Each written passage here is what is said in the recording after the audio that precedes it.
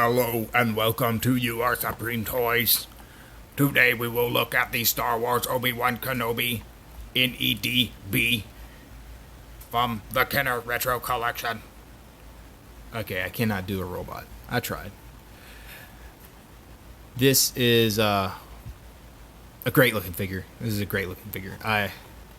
If there was one figure out of this whole set that I would choose to get and throw the rest in the trash, it would be this one. I've always been a big fan of the droids, even when I was a kid. The first droid I had was the vintage Death Star droid. I got it from a flea market. And I still have him somewhere. I don't know where he's at. But his foot was broken off. I had broken his foot off. I'd played with him so much. So I'm always happy to see these droids. This character in the show was very cool, but Star Wars has been on this kick lately with a lot of the newer shows and movies where they'll introduce a really cool design or a really nifty character, and then they'll just kill them off. They've been doing that since Rogue One. Ever since they introduced killing everybody in the movie, that they can do it, they've been doing that a lot. I'll say that they did that a lot in the Clone Wars cartoon too, but as far as like the actual films go, Rogue One set the precedent. I liked the droid from Rogue One a lot,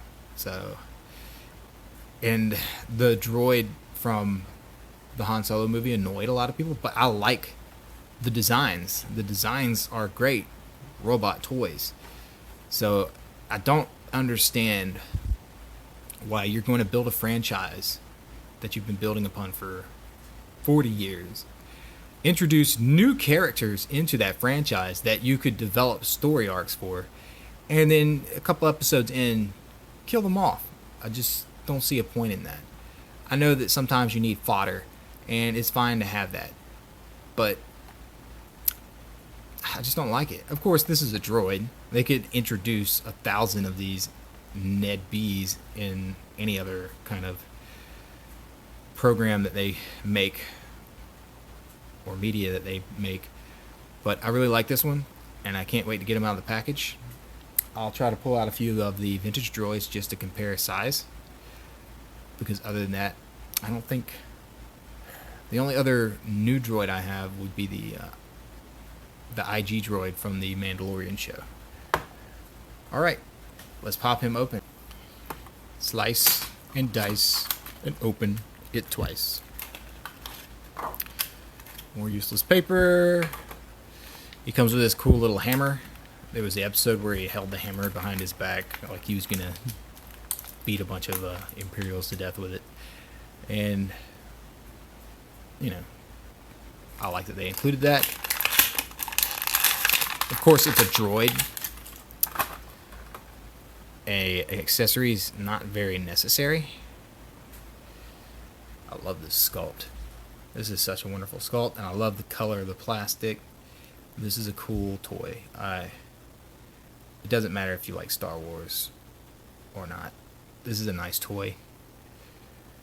His head actually has decent rotation. It's not going to be able to go all the way around, but it does enough. Big boxy arms.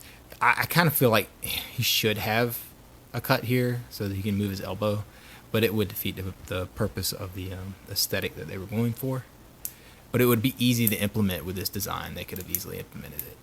The legs are kind of stuck because of the paint, but that's not an issue. The plastic's strong enough to break it free without heating it up or anything.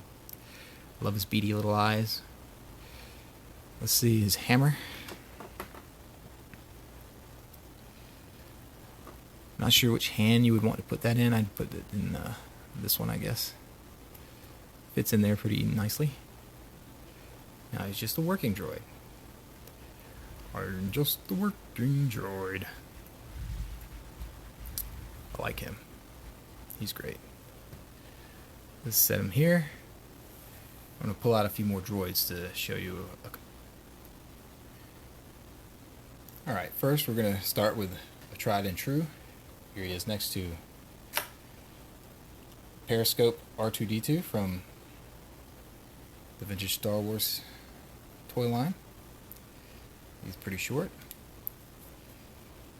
For comparison, here's the Death Star droid. These vac metal droids tend to get really loose joints over time, but he'll stand up. And then we'll get 21B over here, medical droid. Forgive me if I get some of the names wrong. It's been a while since I've messed with these. And then IG-88, the original IG-88, and as you can see, he is significantly taller, which is surprising because he's already a tall droid. I just forgot how tall some of these vintage toys are. And then EVD-9, who is shockingly even taller than IG-88. Interesting point on the EVD-9. He's the only vintage Star Wars toy that has an action feature, because he likes to talk when he tortures his droids. But yeah, there you go. There's a comparison for other droids. He fits in well enough with the vintage collection. His colors are a little bit more new, so to speak, but these guys are old. Their colors have kind of aged out. Like even the vac metal has gotten a little dingy on the Death Star droid. But there you go. That's a look at the NED-B from the Star Wars Obi-Wan Kenobi Retro Collection. Thanks for watching.